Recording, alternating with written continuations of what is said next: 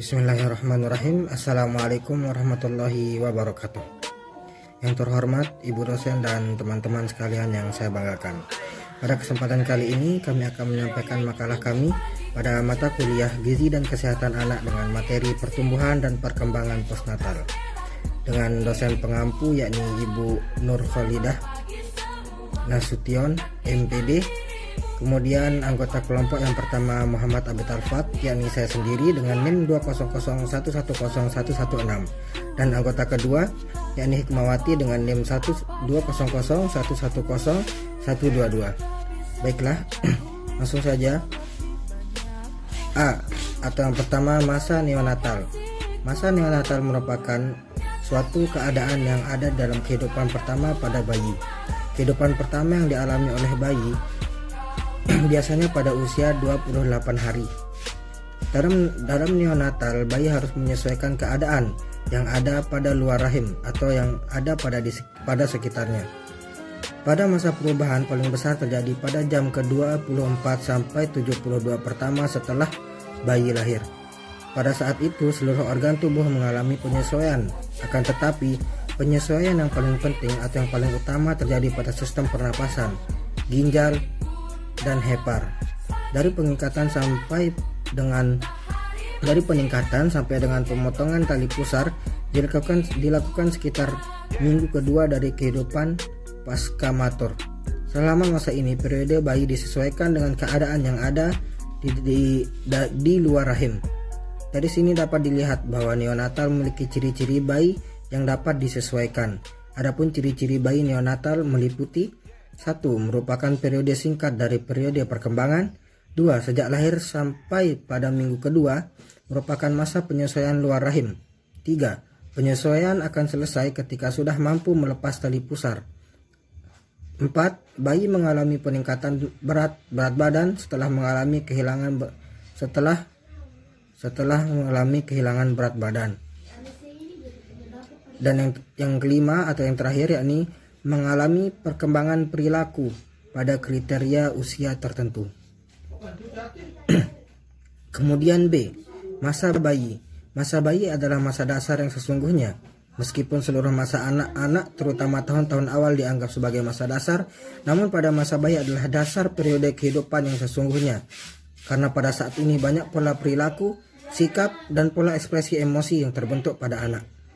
Pada masa bayi, pertumbuhan dan perubahan berjalan pesat dan bayi berkembang pesat, baik secara fisik maupun psikologis. Dengan cepatnya pertumbuhan ini, perubahan tidak hanya terjadi dalam penampilan, tetapi juga dalam kemampuan sang anak. Masa bayi dapat diartikan juga masa keemasan sekaligus masa kritis perkembangan seseorang. Dikatakan masa kritis karena pada masa bayi sangat peka terhadap lingkungan, dan dikatakan masa keemasan karena pada masa bayi berlangsung sangat singkat dan tidak dapat diulang kembali. Bayi adalah individu yang lemah dan memerlukan adaptasi. Kesulitan proses adaptasi akan menyebabkan bayi mengalami penurunan berat badan, keterlambatan perkembangan, perilaku yang tidak teratur, bahkan bisa sampai meninggal dunia. Sehingga bayi sangat memerlukan peran penting seorang ibu. Seorang ibu adalah perawat utama bagi sang bayi. Sebaik-baik orang yang mengasuh bayi, jauh lebih baik seorang ibu, karena ibu sekaligus memberikan kasih sayang kepada bayinya. Kemudian C. Masa prasekolah. Masa prasekolah. Anak prasekolah adalah mereka yang berusia antara 3 sampai 6 tahun. Anak prasekolah adalah pribadi yang mempunyai berbagai macam potensi. Potensi-potensi itu dirangsang dan dikembangkan agar pribadi anak tersebut berkembang secara optimal. Tertunda atau terhambatnya perkembangan potensi-potensi itu akan mengakibatkan timbulnya masalah pada anak. Taman kanak-kanak juga adalah salah satu bentuk pendidikan prasekolah yang menyediakan program pendidikan dini bagi anak usia 4 tahun sampai memasuki pendidikan dasar. Ciri-ciri anak prasekolah meliputi fisik, motorik, intelektual, dan sosial. Ciri fisik anak prasekolah yaitu otot-otot lebih kuat dan pertumbuhan tulang menjadi besar dan keras. Anak prasekolah mempergunakan gerak dasar seperti berlari, berjalan, memanjat, atau melompat sebagai bagian dari permainan mereka. Kemudian secara motorik, anak mampu memanipulasi objek kecil menggunakan balok-balok dan berbagai ukuran dan bentuk. Selain itu juga anak mempunyai rasa ingin tahu, rasa emosi, iri, dan rasa cemburu pada hal tertentu. Sedangkan secara sosial, anak mampu menjalani kontak sosial dengan orang-orang yang ada di luar rumah, sehingga anak mempunyai minat yang lebih untuk bermain. Bismillahirrahmanirrahim. Assalamualaikum warahmatullahi wabarakatuh. Perkenalkan, nama saya Hikmawati, NIM 200110122. Saya dari kelas 2E Pendidikan Islam Anak Usia Dini. Di sini saya akan melanjutkan presentasi dari teman saya tentang pertumbuhan dan perkembangan postnatal.